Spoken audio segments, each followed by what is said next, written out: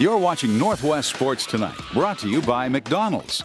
Now featuring a $4.99 meal of the month. Same price, different sandwich, with medium fries and drink for only $4.99 every month. I'm loving it.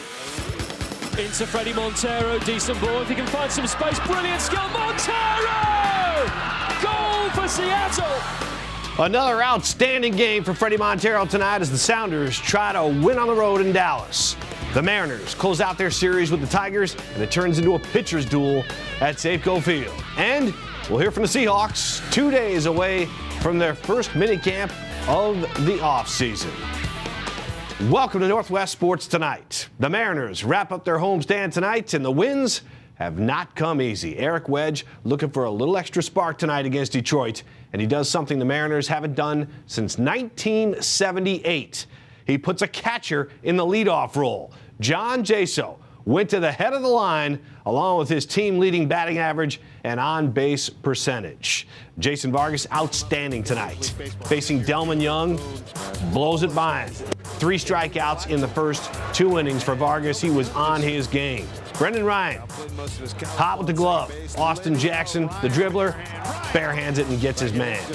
Ryan, one of a couple of great plays from him tonight. Kyle Seager, tied for the AL lead. 2-out RBI, and he delivers again. Hammers on double off the wall. Ichiro scores. It's 1-0 Mariners. More defense from Ryan. Prince Fielder steps in, rips it up the middle. Ryan after it. Plays him perfectly. He's out there in center field. Fires to first. Vargas goes 8 innings, gives up only 1 run. Facing Danny Worth. Got him. Strikes out 6. Mariners need to get him a run. That's where the legend that is John Jaso comes through. Lines 1 to left. Michael Saunders scores the go-ahead run in the 8th inning. Jaso out at second, trying to get a little greedy, but the damage is done as he comes through. On comes Brandon League to close it out. Gets bailed out by Ryan. One more time, Brendan snares Brendan Bosch's liner and gets the double play.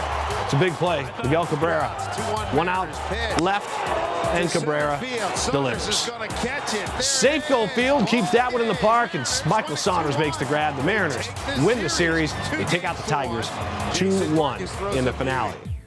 Mariners have beaten the Tigers now 5 out of 6 times this season. Talk about a team having the other team's number.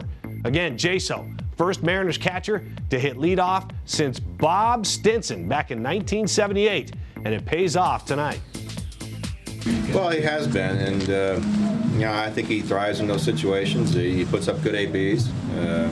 We've seen that all year long. Gives himself a chance. When he gets behind or gets ahead, he knows what he wants to do, and he's really come through for us time and time again this year, especially in key spots. Mariners might be a playoff team if they play Detroit and Oakland all the time. Seattle has 10 of its 15 wins against those 2 teams, averaging over 4 runs a game against the A's and Tigers. That's compared to just 3.3 runs a game against any other opponent.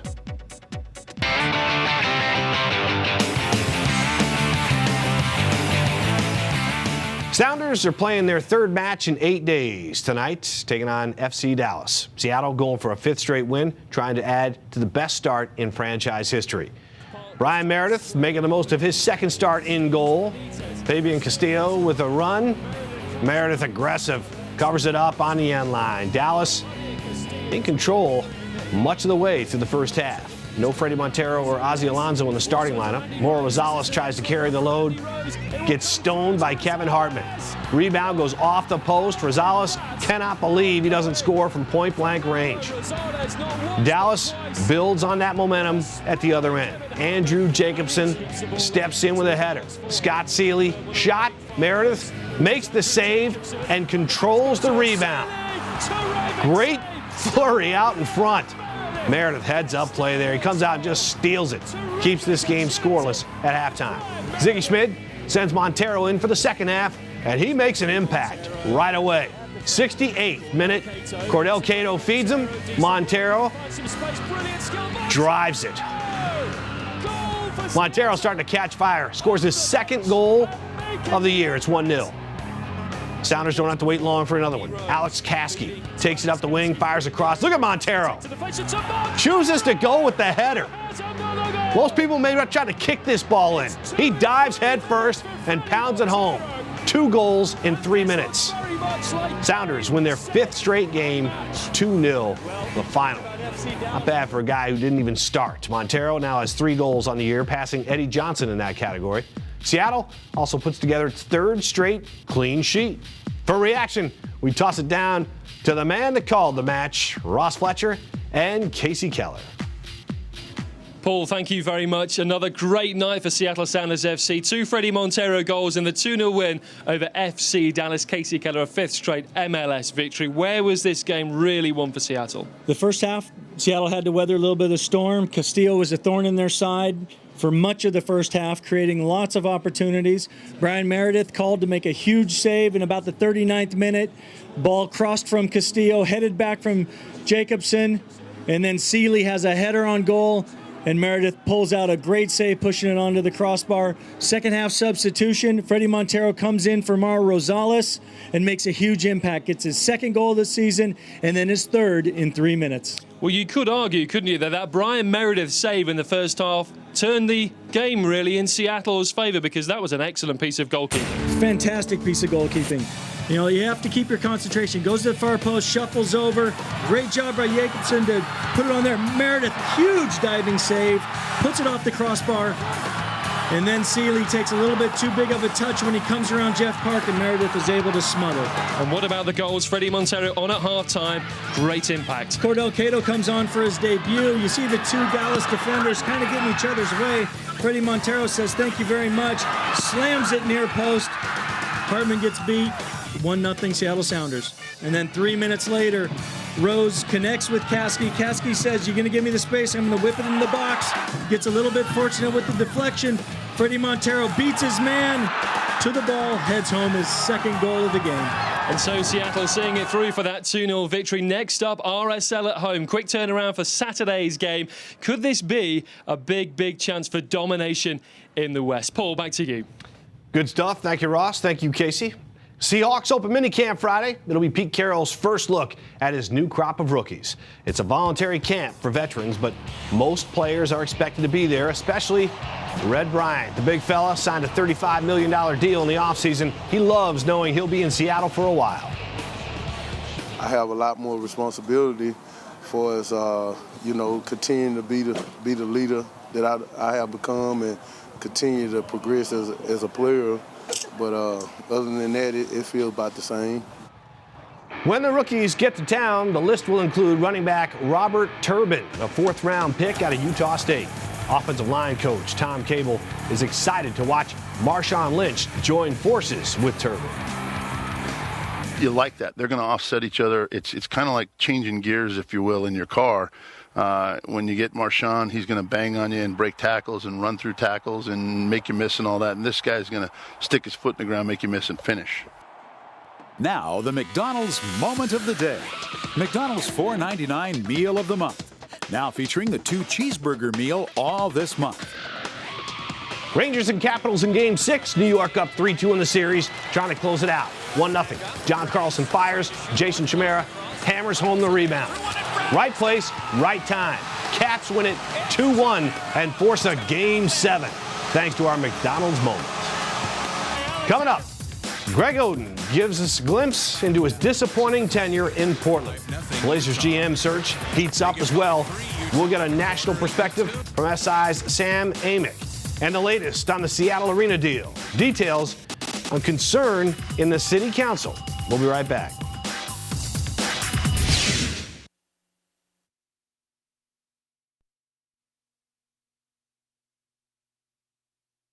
Hi, everybody. I'm Dick Vitale. Hey, coming up, you're going to be watching Paul Sylvie on Northwest Sports tonight. It'll be awesome, baby. Paul is a superstar.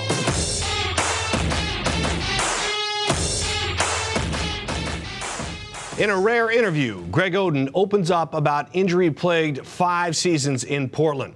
Oden talked to one of his former teammates at Ohio State who wrote the column for Grantland.com. In regards to his second year in Portland, Oden says My cousin got wrapped up in the NBA lifestyle and threw parties at my house all the time, so I got wrapped up in it too. When I played well, I'd drink to celebrate, and when I played poorly, I'd drink to forget. That second year in Portland, I pretty much became an alcoholic. I'm being one of the biggest busts of all time, Oden says. That's the worst part about all of the injuries and the criticism. It would be one thing if I had been healthy for 5 years and just sucked when I was on the court. But I can't prove what I can do because I can't stay healthy. Not having control over the situation makes it tough.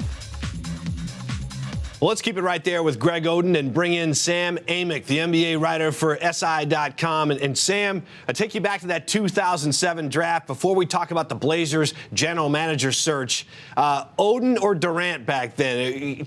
What were you thinking at the time? Because I know you had an opinion. Yeah, I did indeed, and I got to be honest. I could have revisionist history and change my pick, but no, I was an Oden guy, and mainly that was just me leaning on the guys that get, paid and make a living making those choices. And I think anybody who told you that the majority of general managers in the NBA weren't leaning towards Oden back then is probably lying. I think, a lot of it was that the old adage that big guys are just tough to come by, and you're staring at a guy who was, about 7 feet and a whole lot of meat, a load, a guy that was, going to be a game changer. So I think it was close, but, I thought Oden was the guy. Yeah, you're right. Guys like that don't come around very often, so I could see where the Blazers were thinking on that one. Now we bring you fast forward now to present day. The Blazers looking for a general manager. Pacers GM David Morway met with the Blazers today. What makes this job so appealing or maybe not so appealing to candidates? Well, I think you hit it on the head. It's appealing and not appealing at the same exact time. The appealing stuff, everything from the market, great place to live, to the team, some young talent and some flexibility going forward, a ton of draft picks coming up and a chance to improve. And that's always huge when you're a guy looking at a GM job. Can I end up improving the situation, making myself look good? Because the Blazers fell back this year, whoever's coming in does have a shot to look good. I think the negative side of things is Paul Allen. He's just a guy that, when he fired Rich Cho unexpectedly a year ago, I think it kind of sent waves through the GM world. And people look at the Blazers and look at Paul Allen a little bit sideways. A lot of questions to be answered, but it is an appealing job. The Blazers certainly have taken their time looking for a new general manager. It's been a year. Are they finally feeling a sense of urgency down there? Yeah, it seems like it. I spoke with Larry Miller, the team president. He had said that they're comfortable with Chad Buchanan and the current team of executives making the draft pick, but it certainly seems obvious that they're trying to get this thing done, before the draft comes around. No, I don't know exactly what the timeline is, but it's obviously moving forward. One last one for you, Sam. Nate McMillan certainly has great credentials as a head coach, and he's being looked at by the Charlotte Bobcats. When you look at that situation, would that be a good fit for Nate and the Bobcats? It would be in the sense that I think Nate just should be, in my mind, should be one of the 30 coaches in the NBA. I think he's a very good coach, and in that regard, yes. I don't think it's a perfect fit for him and where he's at in his career. I don't see him as a guy right now who's going to grind and, trying to get young guys to improve and to take, this team that just broke the NBA record for winning percentage, in futility. I think he'd do a great job, and I'm sure he could get it done. But there's a lot of names in that race, and Nate is certainly one of them. He has expressed some interest. And, again, I don't know exactly where that one's going, but, right now the list is probably 10 or 12 long. I agree with you. Nate McMillan has got to get back in the NBA. He's going to make somebody a real good head coach. Sam Amick of SI.com joining us tonight. Sam, thanks a lot for the insight. We appreciate it. No problem. Appreciate it. Thank you. LaMarcus Aldridge received an invite to try out for the U.S. Olympic team this summer. Problem is, he's due to have hip surgery this week. L.A. thinks he could make it back before camp starts, but director Jerry Colangelo says until he hears from Aldridge or one of his doctors, L.A. will be treated as unavailable. Forbes magazine calls Chris Hansen a little-known hedge fund manager, but his star is certainly shining in Seattle. The would-be arena builder and Sonic savior might have a little more cash to play with in the near future. Hansen's hedge fund firm owns 36.3 million shares of Facebook. If Facebook's IPO opens at $35 a share, the stock could be worth over $1.2 billion. Hansen wants to have a memorandum of understanding in place between the city of Seattle and King County by June for his proposed $490 million arena. But two members of the county council sent a letter to Seattle Mayor Mike McGinn with critical questions about transportation problems and how the new arena will affect business at the port.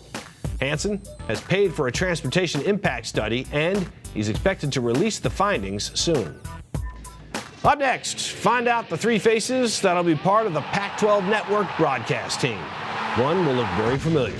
And would you want Bobby Petrino's wrecked motorcycle, the bike that started the scandal, up for sale? How much it'll cost you next.